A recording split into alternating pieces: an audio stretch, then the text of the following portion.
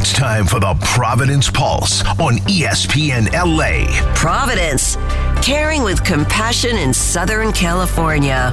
Now here's your host, Chris Morales. We're here with Dr. Aseem Desai from Providence, and you hear me talk a lot to our ESPN LA listeners about Providence hospitals, and Providence saved my life. And Doc, I know I didn't get to see you during the journey, and the journey's still going on, and I know the journey will go forever, but I had severe heart failure beginning in February. I came into the hospital, into the emergency room, so I had a 16% ejection fraction rate. Not good, right, Doc? Right. Very bad. Everybody was going to be like, what's going to happen next? And I think we all knew what would happen next. Later on that week, it was found that I suffered 3 strokes, went into 4 seizures, was then in a coma at St. Joseph's in Orange. Came out of that, fought out of that.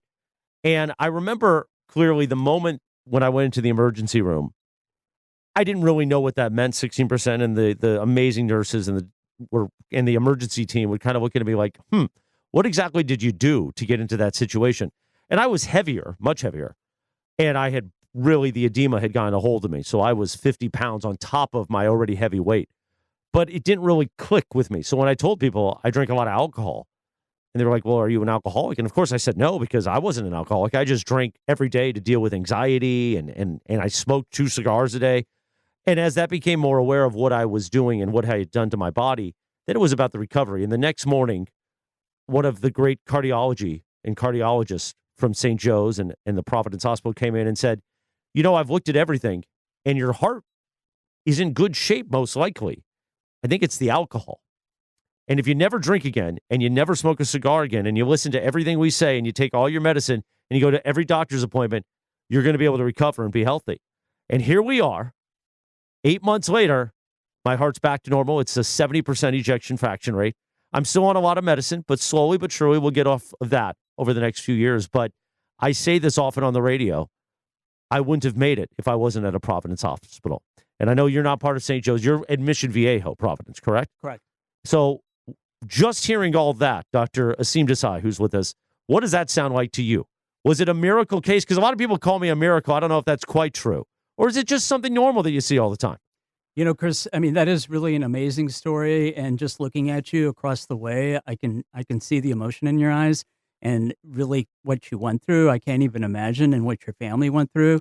It's the scariest thing in the world to not be able to breathe, to have your body ballooning up with all this water weight, and then be told, an ejection fraction of 16%. And for the listeners, an ejection fraction is kind of the measure of the pump function of the heart. It's how it squeezes, right? Exactly. The heart's an engine. It's a simple engine. And so you have 4 chambers and 4 valves, and it's a muscle. And so that muscle can get damaged from a variety of different reasons. And, the fact that you came in with such damaged muscle and evidence that your heart was not performing well, and that you were able to recover so amazingly, it is a miracle. I think we do this stuff every day, and it becomes quote unquote very routine for us to save people. The reality is that every case is a miracle. And I think I've been doing this for about 20 years. When I came out of training, it was, just see as many patients as you can and do procedures. And it was very sort of focused on that. But nowadays, my own dad had a heart attack when he was 37. He died at age 56 of heart disease. And I think, hearing stories like yours, and even in my own family, you really begin to realize the amazing things that we can do in modern medicine. Absolutely. And one of the things, once I got out of the hospital, and then we were no longer in the he might die or he's probably going to die stage. We were in the recovery stage. And the first few months were very, watch the fluids, watch the sodium. We got to make sure we get to that point, which was early of summer in June of 25, to get into the echo, the next step, the angiogram, start doing the checkups and seeing how we were doing. And now we're past that stage for me, which is tremendous, right? And we now can confirm my arteries aren't blocked, that it was indeed the alcohol that caused the heart failure and too much alcohol in there. But one of the big hurdles, and I want to get into this with you, is a term that is used quite a bit with older men and men in general, and women too that are our listeners, but AFib. So one of that is, for 2 weeks, I had an AFib monitor, just because nobody thought I had AFib based on everything that they were seeing, the data. And you see, I wear a Whoop and I wear an Apple Watch. So I'm constantly looking at even today, I still look at my heart rate constantly. I take my blood pressure. Back then, when I got out of the hospital, it was critical. I was taking it 4 or 5 times, but now it's consistent morning and night every day. But AFib was the scary part of what could have caused the strokes. Was it AFib? Was there something with the heart? So why don't we explain to the listeners what AFib is? Because we hear that term quite a bit. Absolutely. The heart has an electrical system, so it starts in the top right portion of the heart and goes down the center. It's called normal sinus rhythm. That's a normal heartbeat. It's like a metronome in music. Atrial fibrillation, or AFib, is the most common heart rhythm disorder worldwide. It actually affects 1 in 4 people over age 40 at some point in their life, because one of the most common risk factors is actually age. I think of it as electrical arthritis of the heart. You get scar tissue in your heart, just like you do in your joints. And that scar tissue interfaces with normal electrical tissue to create these short circuits. So with AFib, you have this rapid, irregular rhythm on the top portions of the heart, which are called the atria. So instead of this coordinated contraction in your heart muscle, you have this very chaotic, discoordinated contraction, and blood just pools in the top part of the heart because it's not contracting well. And when blood pools, just like when you cut yourself and the blood pools there, you form a clot, and the clot breaks off and goes to the brain, and that's what causes a stroke. So if you look at people who have strokes who come into the hospital, about 50 to 60% of the time, we can't figure out the cause of the stroke. It's not a blocked artery, et cetera. It's not high blood pressure. And so it turns out to be AFib. AFib can be silent. You can have episodes of AFib that you don't feel, or AFib can present as just simple fatigue. You go in and out of, it's just, Chris, it's just like taking your car to the mechanic, the heart's electrical system. It can act up at home, and then you show up to the emergency room and you're in a normal sinus rhythm. Right. And then 5 hours later at home, you're back in an AFib, and then you have a stroke. So your story is quite amazing. And the thing about alcohol is a direct toxin to the heart muscle, but also to the electrical system. So we have a term called holiday heart. Around the holidays, people consume large amounts of alcohol, and they come into the hospital with AFib. So the interesting thing about alcohol is just that, and it's not even a lot of alcohol. Even a moderate amount of alcohol has been shown in many studies to have an independent risk of triggering AFib, of causing AFib. So, I think you're raising an important point. The medications help, the clinical team help, but your lifestyle changes are really what make the difference. What you're eating and what you're doing every day, and how you are avoiding alcohol and toxins along those lines. And I'm not knocking alcohol. I mean, it does, it's a big part of our society. But I myself would say that with all the data coming now about how it impacts your cognitive state, the risk of dementia, it has a direct toxic effect on the electrical system. AFib is really the electrical epidemic. You go to a cocktail party, no pun intended, and you end up talking to people. You're going to meet someone who either has AFib or knows someone with AFib. It's so common. Like I said, the most common reason is age. And so when you get over the age of 65, and in particular 80, the incidence of AFib goes up. It's about 8 million Americans right now have AFib. It's about 50 million people worldwide. And high blood pressure and diabetes and obesity, there's a lot of other risk factors we can touch into. But AFib is the cardiac chaos that we have in the electrical system. I like that term, cardiac chaos, because I like to call myself the cardiac kid. So that works out well, Doc. Excellent. So the AFib, I don't have AFib, thank God. But that was really concerning because we wanted to work backwards to what caused the stroke. So what ultimately everybody has come, the cardiology team at Providence and St. Joe's and Orange and doctors involved, is because of the very low function of my heart, it clotted and it just kind of sat up in my brain for a while. And then eventually I probably had the strokes earlier in the week and I didn't even know it. It was the seizures that kind of alerted to everybody to that. Yeah. But if you have AFib, it is for life, right? There's really not a cure for AFib. There's medicine to manage it, but you're never going to not have AFib, correct? Well, we used to say that there wasn't a cure. Okay. But if you catch this disease early, if you detect it early and you catch it early, and you optimize all the lifestyle factors, the medical factors that contribute, the risk factors, one can essentially see this disease be in remission. So if you think of it like cancer, if you catch cancer early, in a sense, you're cured of it, but you're always monitored for it. And so with AFib, we have patients, for example, who have minimal issues with their heart, no structural heart disease. The cause of the AFib may be genetics, or it may be sleep apnea, or it may be high blood pressure. And if they have paroxysmal AFib, where you go in and out of it, that's early stage AFib.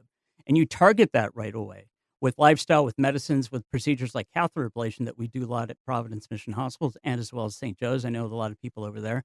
Then you can have a freedom from AFib that comes close to 100%. And Really? so, in essentially, AFib begets AFib. Every moment of AFib creates a muscle memory in the heart to create more AFib. And every moment of normal rhythm creates the same muscle memory to reverse the disease process. So I would venture to say on air here that there are cures for AFib. You have to be careful about using that word in medicine, but really it's long-term maintenance and monitoring that really makes the difference. Now, people do live in continuous AFib. We when we see people, they may be at a more advanced stage called persistent AFib or permanent AFib, but we're able to help a lot of those patients. So a very important message for the audience. A lot of people are told nothing can be done about their AFib, and that's absolutely not true. As a cardiac electrophysiologist, we live and breathe AFib every day, and we have seen miracles over and over again because of the technologies we have now. Now, see, Doc, I'm just on the radio, so I'm not as smart as you. And you just used a phrase there. Now, I know you're a cardiologist, but you used a special term there about what kind of cardiologist you are. Could you do that one more time? I'm an electrician for the heart. I'm So, a cardiac electrophysiologist. How much extra, because you went to Stanford. Now, I won't mention I'm a USC guy, but No, that's okay. No That's problem. I fine. won't take it personally. Okay. How much extra schooling did you do to become an electrician of the heart? Well, if we just take you through, med school is 4 years. Okay. Residency is 4 years. Okay. Then fellowship is 4 years. And Okay. then electrophysiology is 2 years on top of that. Wow. That's a lot. I think I was drinking that whole time. That's why I ended up in heart failure. Well, congratulations on that. Thank you. So an electrician of the heart is obviously why Providence is so special, because I read these commercials and I talk about my journey and how Providence saved me. But really, we talk about the technology at Providence hospitals and that what used to be something of a heart. I remember it came up, actually. I don't actually remember because I was in and out of consciousness, but my family told me some of the terms early on in that coma stage, that glorious weekend, if you will, for a few days where everybody was very worried and very scared about what was going to happen next. Some of the ICU docs were throwing out, maybe he needs a heart transplant. But I ended up not needing a heart transplant. In fact, you never cut me open once. And that is the power of what I talk about in Providence and the technology and the amazing ways that Providence hospitals have been studying the heart and advancing the heart care, right? So where we don't need heart transplants anymore, correct? That's absolutely true. Again, you focus on the risk factors, you focus on the person. I mean, we're not talking about a doctor and a patient, we're talking about an entire team in heart care. And, you know, at Providence hospitals, it really is like a small town atmosphere in a hospital setting. And so the nurses, all of the people that are on that team, the doctors, are very, very critical that they all work together. They all talk together because in medicine, we work in silos traditionally. Right. So it's very important for people to work together. And, you know, there are definitely scenarios where people can't have their heart come back, that they go on to get either a mechanical assist device called an LVAD or a heart transplant. But you're a good example of how if we spend the time and take the medical history and find out what was this person's story, it's never overnight. It's years and years of something. And whether that's the alcohol alone, or whether it's alcohol and sleep apnea, or whether it's an unbalanced diet or inactivity or silent heart attacks people don't realize, it's the perfect storm that leads to that hospitalization. So a lot of times we think, where did this come from? It came out of nowhere. It's something that builds in the body over time in a silent fashion. And this is the argument for why you need to do regular health screening, for why you need to see a healthcare provider on a regular basis. It is not unlike cancer, where these things can go undetected and you don't feel the symptoms until those symptoms have advanced. So here in my notes, it says, if your heart feels off, listen to it. Now, for me, a lot of why I drank was I was stressed out from work. I work a lot. I love what I do, but it still has a lot of hours. And I always suffered from what I always said was just anxiety. So I play golf constantly. I smoke cigars and drink on the golf course. The anxiety got worse and the alcohol got worse. And then now that my heart is healthy, I feel like I have a new heart every day. And the anxiety miraculously is gone because the alcohol is gone. The cigars are gone. The lifestyle's better. You know, when I was in full recovery mode right out of the hospital, I was walking 6-7 miles a day. I can't get up to that now based on our schedule. And we have a new morning show here at ESPN LA that I'm part of. But I try to walk at least 2-3 miles a day. And I feel brand new. And I tell everybody the first 41 years of my life were a lot of fun. We had a lot of fun. But the next 41 years are going to be incredible because my heart is healthy. And again, I believe, and I mean this when I say this, if I wasn't at a Providence hospital, I don't think I'd be here anymore because the care I received and the warmth. I always talk about that. My girlfriend was in the room. She stayed with me every night. My family, my mother, my father, my uncle, a lot of my teammates here at work came to visit. And the warmth at Providence, and you mentioned the nurses, right? The doctors and the cardiology team was incredible. But people were made to feel as though they were home, even though that sounds weird. to where it wasn't just, oh, Chris is in the hospital. Chris is getting better, and he's getting amazing care at St. Joseph's in Orange and at a Providence hospital because you actually cared. I felt like my team cared about me. Mm-hmm. I wasn't just, oh, you know what? He did it to himself. What are you going to do? Probably going to die, or he's probably not going to get better, or he's not going to stop drinking, right? And I did stop drinking. I'm celebrating coming up on 8 months of sobriety. Congratulations. And thank you so much. I'm so proud of that, but I'm also proud of the amazing care. And I was just talking about it yesterday on a call with a different partner about the amazing, because they know my story, they hear about it on the radio. And I was telling them about how excited I am to get to talk to some of the doctors that I saw at Providence and other doctors that I didn't have the pleasure of seeing you, Dr. Desai. But I know that the cardiology team is incredible at Providence. So I guess my question is, we hear a lot of names of hospitals, especially in the Southern California region, on our airwaves, on television, on other radio stations. What made Providence so special about cardiology? When did that focus start with Providence? It really started like decades ago. We had a group of cardiologists that came to the hospital when the hospital was very small at Providence Mission Hospital, and they just rapidly they saw a need in the county for heart care. We have generally a healthy population, but definitely we have a lot of people with major illnesses. And I think when you're in California, there is a lot of focus as well on technology. The technology is available, and that's often what drives innovation. So, for example, at Providence Mission, we have a robotic heart ablation system, robotic surgery system that you can operate on the heart beyond just a robotic arm. You use magnetic fields actually to treat different rhythms in the heart. And it's only one of like 200, 300 hospitals in the world that have it. And we're very grateful to our donors that provided that funding for it. But, your question about like what made Providence such a focus on heart care is I think it's a combination of the community support of it, the community need for it. I think it's a combination of the doctors and the nurses who started the hospital and had a vision for wanting to provide the best level of care. As you said, you felt the care from people. Mhm. And that's a very difficult thing to do in modern medicine now, where time is such a commodity, is to still help people feel like they're being seen and that they're being heard. I did not see a doctor regularly, clearly, obviously. So my blood pressure was very, very elevated. In fact, I don't even want to say the numbers just because I don't want you to be like, wow, why are you still here? But I take pride now in seeing my numbers when I take my blood pressure every day. I also never took prescriptions. And now I take quite a number. As you can imagine, the cocktail, to use that word, it's a different kind of cocktail I'm on these days. Right. And I know it'll take several years to get me off those meds because it's a very slow process when you have heart failure. But the explanation that I received from nurses and from doctors and my cardiology team at Providence was incredible because I went from not understanding any of this and they're kind of just breaking down, okay, take this, to, okay, you're going to leave. Here's how the steps you take. And if you don't see this, if you see this blood pressure number, call us. If you weigh yourself and it looks like you're fluid, you might be retaining fluid again, reach out to us. Now, luckily that never happened, but it was a pulsating fear in my brain and my girlfriend's brain and my mother and father. Like that became the check-in every day in our family text, right? What was your weight today, Christopher? Mm-hmm. What was your heart? What's your heart rate? What's your blood pressure? And I knew that if there was an issue or if I was scared and my regular checkups, I would talk about this. Okay, we're doing the AFib monitor now. Next is the echo, right? Next is the angiogram. And I was very worried about the angiogram. Mm-hmm. I was very worried. And here's how we kind of were able to, I don't want to say get out of it in front of a doctor, but my heart rate ended up getting so low that we were able to do a CT angiogram scan. Mm-hmm. And that was such a relief for me because just the thought when I would look up an angiogram and explain, I can't explain it as well as you can. You're a cardiologist. What is an angiogram? An angiogram is essentially looking at the three coronary arteries by injecting dye into those arteries. And you go through one of the small vessels in the body. We can either go in through the wrist, through the radial artery, or the groin, the femoral artery. And you feed a tiny little tube that delivers the dye into the artery, and then you can see it on X-ray. And you brought up a good point, which is a lot of medicine is moving towards non-invasive procedures. So angiograms are considered minimally invasive. Go home the same day. It takes about an hour.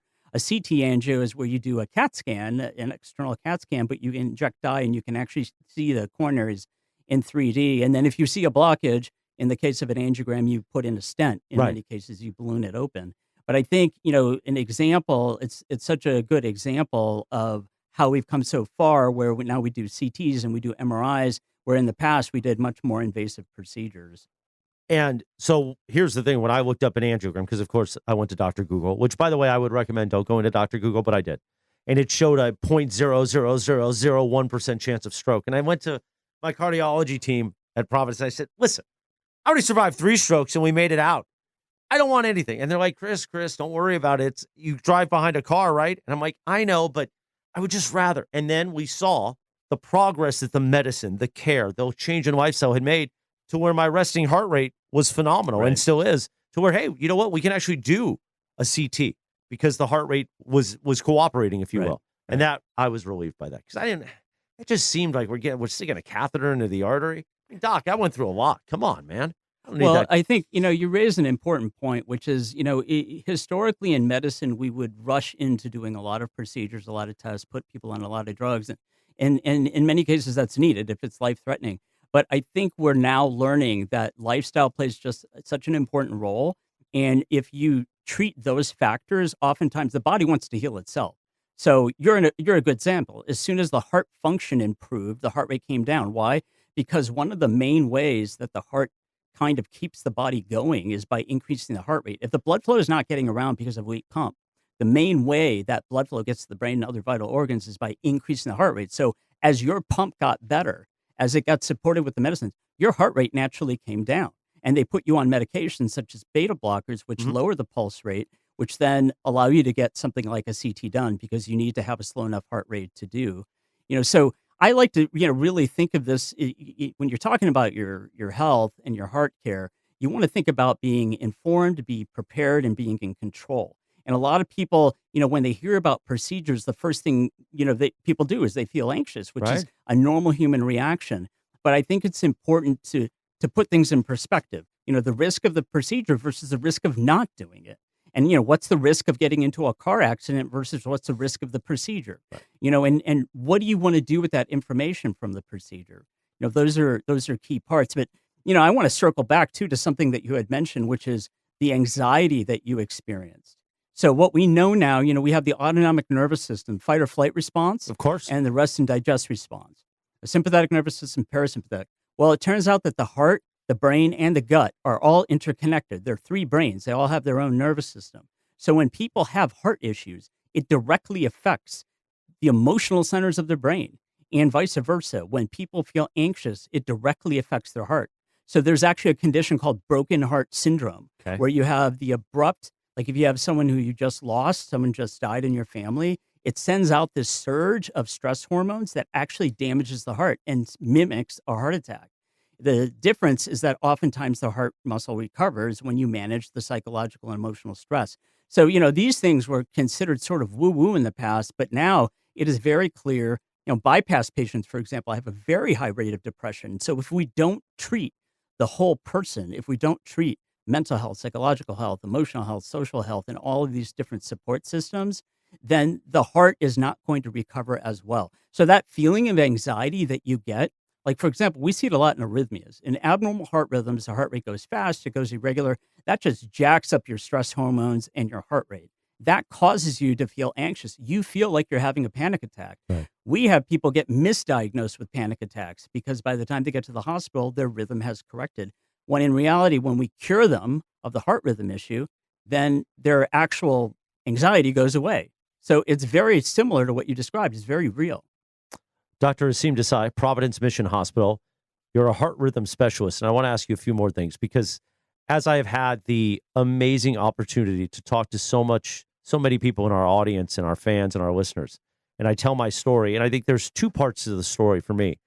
It is sobriety, and it's not drinking too much. And listen, you said it earlier. A lot of our partners here are alcohol. Like, that's part of sports. Mm-hmm. And I have if you can have 1 or 2 drinks, enjoy. I couldn't have 1 or 2 drinks. I had 5 or 6. And that was normal for me. I didn't have 1 cigar once a week. I had 1 cigar a day, sometimes 2, sometimes 3. So that's one part of the story. For the other part is the heart and modern medicine and taking care of yourself. So a lot of people, I think there's still this stigma, and especially with men, that don't take their blood pressure, that don't get checked up. They go, I mean, I was one of these people, I don't ever want to be on blood pressure medication.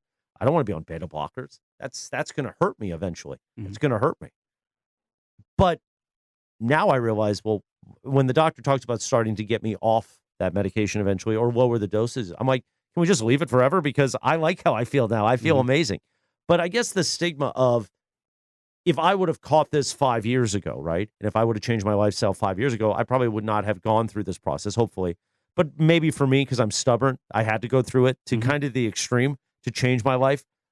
But that modern medicine, what is the, if I would have caught this at 35 and I had high blood pressure, which we know I did, putting me on blood pressure medication would have solved a lot of problems, correct? Yeah, I mean, it could have been if you were consuming a lot of salt in your diet or you were having a lot of alcohol when you were younger, that can increase your blood pressure alone, or if someone's overweight.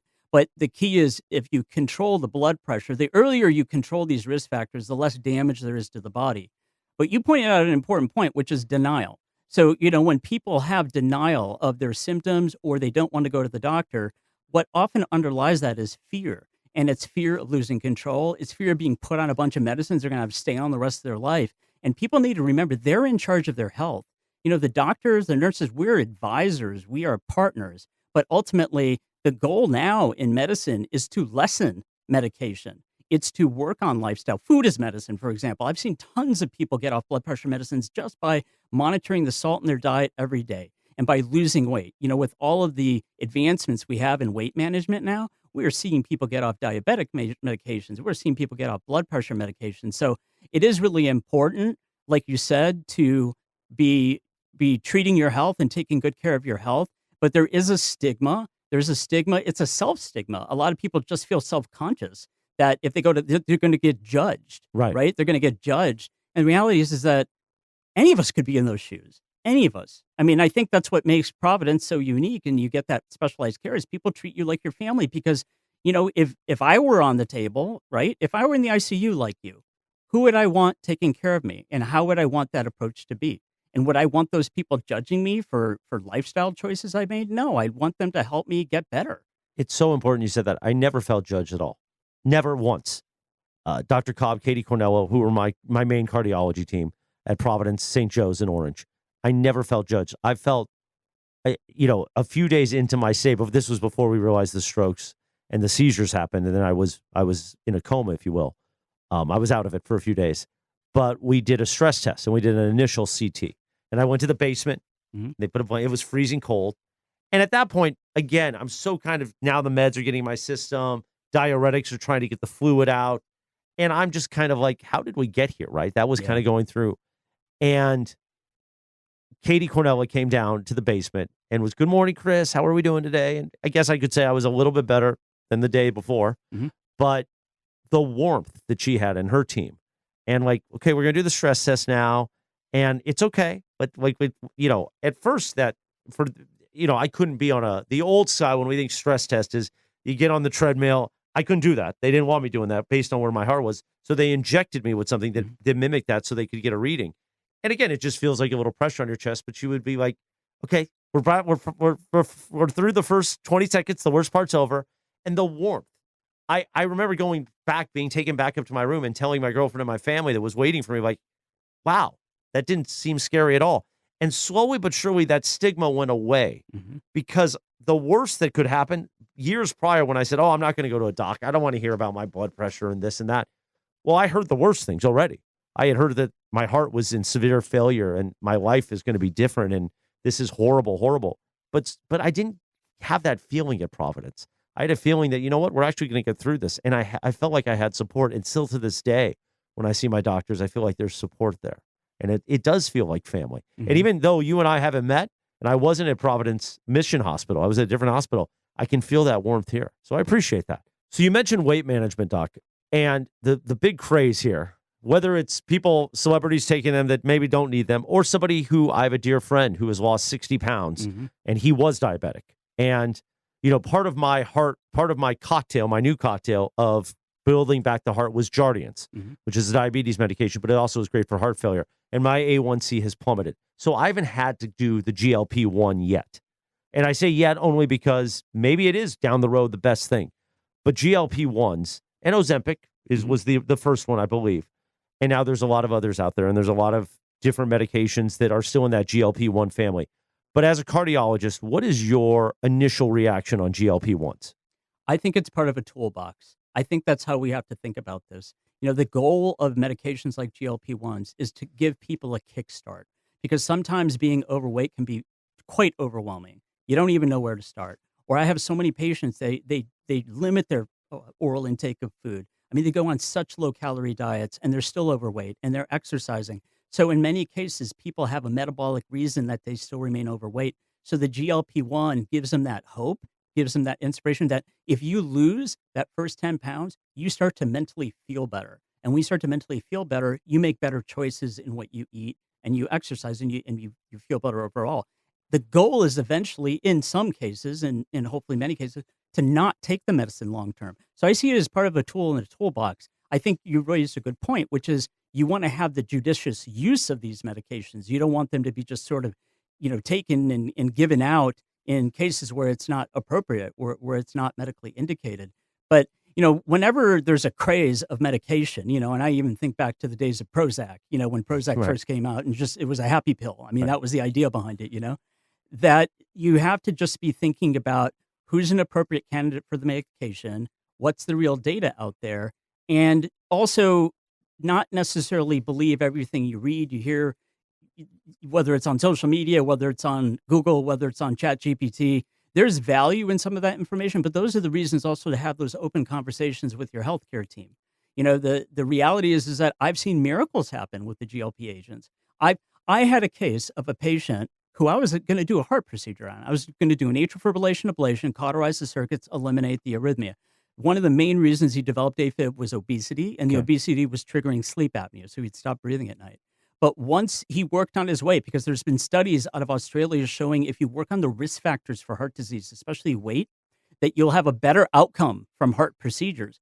Well, he had such a response to the GLP agent, he lost so much weight. We actually canceled the procedure because his AFib literally melted away. Wow. And so there is a role and value, and it almost seems like a too good to be true kind of thing. And to some degree, it may be. Everything has to be in moderation, and you have to use it for the appropriate indication. But I would encourage people who do meet the criteria, who are morbidly obese, or people who are in an obesity situation, if they've tried all the traditional things and it's not working, here's another tool in the toolbox, and it's meant to be a jump start. If people can get back into that losing 10 pounds, losing 15 pounds with that agent, the goal, if we can, is to get people off medication. I mean, we've really shifted that paradigm. I think that's why it's so important to focus on what you're eating. And GLP-1s, I mean, one of the main ways they work from a symptom standpoint is that you just don't want to eat as much. Right. And what you do crave isn't sugar. Exactly. Isn't carbs, I want to get back to sugar and carbs in just a moment. But if your heart feels off or something's up and you're finally hearing this and you go, you know what? This story is encouraging me to take that next step. Where can listeners learn more about Providence's heart services or schedule a heart screening? So providence.org/heart. You can Google Providence Heart Care online, of course. Our direct number for the heart rhythm specialist is 949-347-2822. So there's a lot of different resources available. I would definitely encourage people as well to get connected to some of the national organizations. Like Mended Hearts, for example, is a great organization for patients who have had heart disease or people who are even considering heart procedures. Those are more, sort of credible organizations rather than going into various internet chat rooms to try to learn about things. Right. I mean, I think the other thing to be careful about is, when you talk to people who have had negative experiences in healthcare, whether it's someone who had a complication from a procedure, for example, and it is very common for people to use that as an example of why they don't want to have a procedure done, Right. because someone they know had a negative outcome. That's why you always have to have these open discussions, because people always have a reason why they may not want to go to the doctor, or why they may not want to have a procedure. And just in your case, like you were sort of building it up in your mind, Right. this angiogram. And then when you went through the stress test, for example, you're like, that wasn't as big of a deal as I thought it was going to be. Yeah. And that's where, you brought up the issue of, the person who cared for you when you were getting the stress test done. That person put you at ease so that you could have kind of a more open mind of moving forward and deciding what to do. Let's go back to sugar and carbs and diet, because if you open up Instagram or any social media platform, you're inundated, especially if you've ever done the Google term Atkins, Mhm. keto, carnivore. all these terms then hijack your algorithm, and you are hit by people telling you to eat liver fats all day long and never consume a carb, never consume fruit or veggies, and you're going to lose all this weight and you're going to be healthy. And they'll tell you, hey, they switched to a carnivore lifestyle, right? Or they gave up bread, or they gave up whatever. They're all out there. But from a actual medical standpoint, I remember early on into my journey, doctors said the Mediterranean diet is the healthiest diet. So let's talk about that. And let's talk about, because you mentioned no sugar, no carbs. And I think that's thrown out a lot. Right. Cut out the sugar, cut out the carbs. But what does that exactly mean? I think you're raising an important point, which is, these different ways of eating food, they have their value. People may see benefits, but then ultimately it shifts to something else, that becomes popular. Keep it simple. You have a rainbow, right? In life, you see rainbows happen after it rains. You have colors of the rainbow. If you just look at your plate, you just need to see a lot of colors on your plate. Right. I'm not talking about a bunch of processed candy bars. I'm talking about, you see, green leafy vegetables, you see fruits, you see whole grains. The key is that you want to have a diversity of natural foods. So yes, the Mediterranean diet is probably one of the best known diets, where you have lean proteins, where you have healthy fats like avocados, like almonds, where you have fresh fruits and vegetables. You have plant-based types of diets. You have the DASH diet, which is more a heart-based diet. The key is reducing inflammation in the body. We used to talk about lifespan, people living longer. Now we talk about health span. How can you live longer in a healthy, more vital state? And that's by reducing inflammation. And I myself don't eat meat. And I'm not saying that eating meat is bad necessarily, but we do know that consuming animal products increases the amount of inflammation in your body, which can worsen many conditions, various conditions, whether it's heart disease, whether it's various kinds of immune conditions, for example, like lupus or rheumatoid arthritis and things like that. So you have to think of food as medicine, and you have to think of a balanced diet that has all the colors of the rainbow, that you see on your plate. But think inflammation, because there's a lot of interest now, the gut microbiome. So there's the gut and the brain are intimately connected. So when you have bad bacteria in the gut, that happens as a result of processed foods, et cetera. So I'm not just talking about sugar and stuff. I'm talking about processed foods. That changes the bacteria that you have in your gut from healthy bacteria to bad bacteria.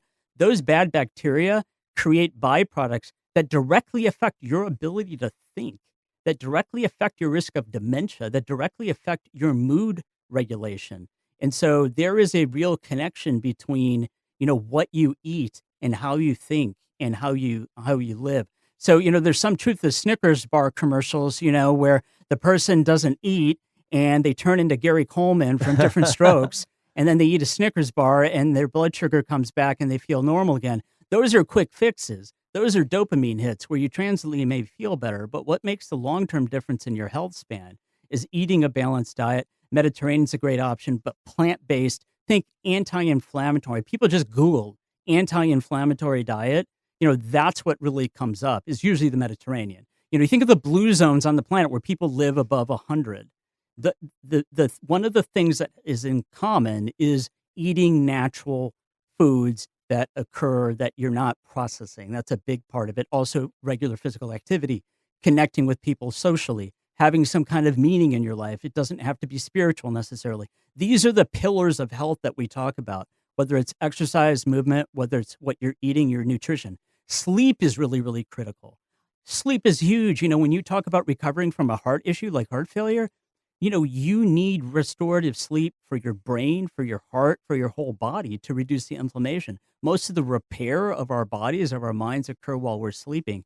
And technology, while it has its value, technology and social media, terrible for sleep, right? And so that's one of the things that we're really trying to focus on now is, and it's not getting rid of everything. When you talk about habit change, right, and you just sit there and you tell someone, cut out all the sugar in your diet, that's ridiculous. You can't expect someone to do that. Right. It works for some people, right? I mean, like it worked for you. Like, you knew yourself, you said, you know what, I can't even have a drink because I know it'll turn into 2 or 3 or 4.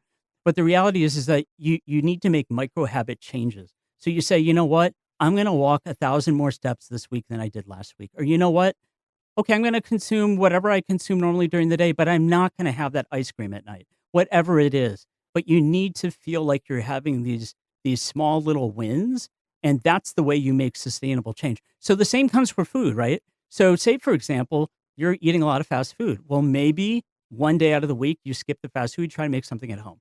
So that's really where you want to kind of encourage people to go. And with all the trackers we have, and we can touch on wearables and all these things because I think it's important for for us to talk about when it comes to the heart and other things. But there are so many ways now to track your progress, and really give you kind of a game plan. ESPN is all about sports, right? You need a playbook for your health, okay? And the playbook does include medication, does include lifestyle, does include movement, but it includes your healthcare team, it includes your social support network. I mean, you brought up something really important. It's very difficult for people to get better if they don't have a tribe that supports them. Absolutely. And I think that's really, really critical.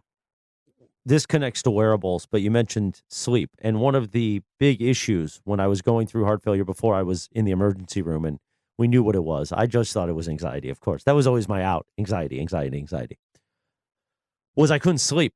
Mhm. So now when I hear people say, oh, I have trouble sleeping, I go, maybe you just are stressed out. But that was my first signal. And it got Mhm. worse and worse and worse and worse. And now the first thing I look at in the morning, I wake up and I check my Whoop app. Mhm. And that's my second wearable right here, the Whoop. So much so that now my girlfriend Stephanie wears a Whoop and we Mhm. compare our sleep scores.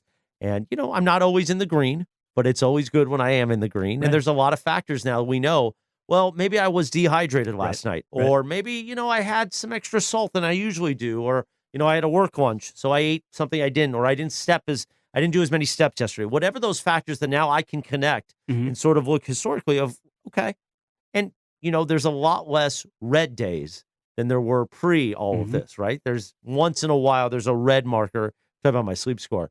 But it's very not, it doesn't happen because I now prioritize sleep and a lot of people don't. And I used to wear it as a badge of honor, Doc. They're like, Mhm. oh, I only sleep 4 hours a day. Oh, I can survive on just 4 hours a day or this. And I think that so much of our society, because we all work more, longer Mhm. hours, there's more stresses in life, but so much about sleep is so important. Now that I can fall asleep within a few minutes, that's the greatest gift I've ever been given back in my Mhm. life because I would literally not be able to sleep. And I would get out of bed and just work more or just sit there and watch TV and pray. Can I just go to sleep? And that led, and no, this is before I found out everything and went into the hospital. What did I do? I drank more because I thought, Mhm. well, that'll just knock me out. I was just making everything worse. But how important and what kind of marker is that when people that have heart issues start to say they can't sleep? How does that all connect? Yeah, the thing about sleep and the thing about wearables. So, the nice thing about wearables is that you see data and you make a lifestyle change, or say, for example, like you said, maybe you have less caffeine in the afternoon. You see the direct impact the next day on your sleep. So the nice thing about the wearable data is that people feel agency. They feel like, you know what, I made that change, and oh my gosh, my sleep score improved dramatically. My deep sleep or my REM or whatever it is got better. And look, I feel better. People need to see cause effect. You need to see if you make a single change in your day, what effect does it have the next day, or what effect does it have on your sleep? So if you look at like heart patients and difficulty sleeping, sleep apnea is very, very common. So sleep apnea is where you stop breathing. And that can either happen because your airway obstructs or something called central sleep apnea, where your brainstem that sends the drive to sleep is not working properly. And so snoring is a very common symptom. A lot of times partners don't realize that, or people don't realize it because they just wake up suddenly. So Right. if someone tells you that they just get startled a lot at night, and especially if they feel fatigued the next day or any history of snoring, sleep apnea is at the top of the list, and that is very disruptive sleep. Increases the risk of traffic accidents, increases the risk of workplace injuries, as well as atrial fibrillation is a major result from sleep apnea.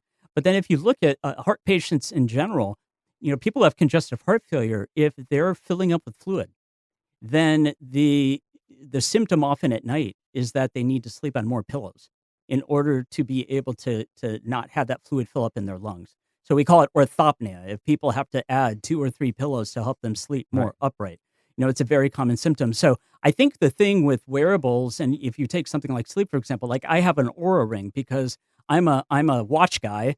So, my wife gave that to, or, for my 50th birthday. So I got to wear that every day, right? Right. So I have the Aura Ring, and the Aura Ring's great because, like a lot of these wearables, it has this artificial intelligence in it that says, hey, you know what? Your sleep score dropped today. Did you have a late meal? Did you do this? Did you do that? And these are good reminders because then it's this little nudge that says, oh, wow, okay, I actually didn't even think. You don't even think because, like you said, we're in a productivity culture. We're in a badge of honor that I can go without sleep and I can do, a million things. I trained in an era where we were up for 48 hours straight. Right. I would never want a doctor up for 48 hours Right, straight exactly. taking care of me. That's absolutely ridiculous. Like we see the impact on cognition. I think now with all the sleep research showing there's an increased risk of cancer, there's an increased risk of dementia, all of these things as a result of poor sleep. We're seeing a lot in our teen population. I have been sort of branded the doctor that has to give the health talk to the 6th grade boys in my son's school. And so one of the things that I spend a lot of time talking to these kids about is the importance of sleep because so much of their growth during puberty happens as a result of sleep. And so I think, using these wearable devices, and you raised a good point with these wearables. I would say get in the habit of taking your pulse. Right. Taking your pulse. I mean, wearables report heart rate data and everything, but learn how to take your pulse in your wrist and your radial artery or in your neck and your carotid artery. It should be like a metronome. So if it's going fast, ask the question, am I stressed? Am I dehydrated? Did I have too much caffeine? Did I just get into a fight with someone? Or do I have a cardiac arrhythmia? Right. Or if I'm short of breath and gaining weight, am I going into heart failure? But we have to educate people that there's symptoms that people have, and sometimes it's in response to real disease and a red flag, and sometimes it's in response to stress. And we need to do a better job in the medical field of educating people because there's very discrete red flag differences.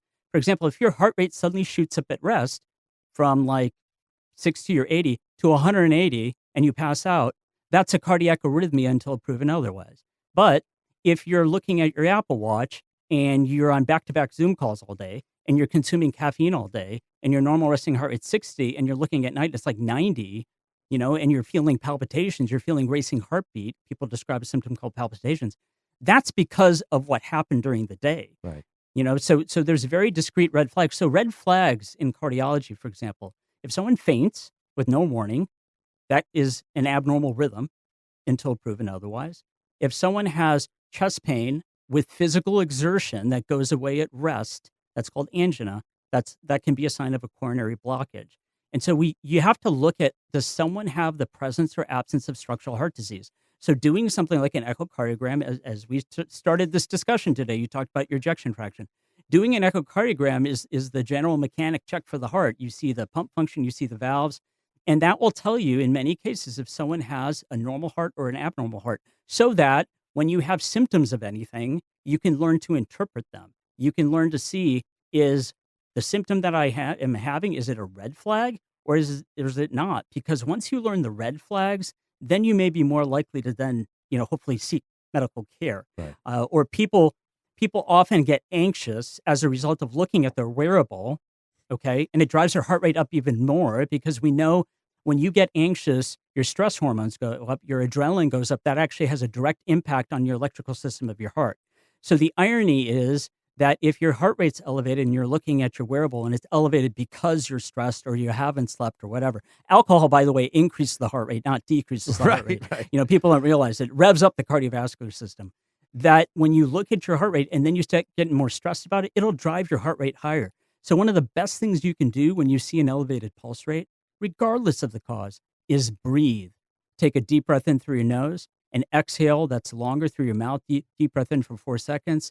Exhale for like 6 or 8 seconds. That activates your parasympathetic nervous system, your vagus nerve, your rest and digest response. That naturally lowers your heart rate. It naturally lowers your blood pressure. It increases something called heart rate variability, which is the beat-to-beat intervals between heartbeats.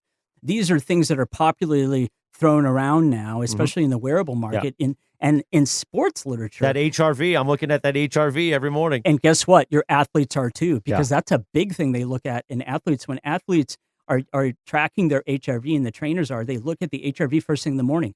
If the HRV is low, that means you're sort of in this overactivated state, you haven't had a lot of good rest and resilience, you're not going to train as hard that day. If your HRV is high, then you're more likely to push it. You're going to train more that day.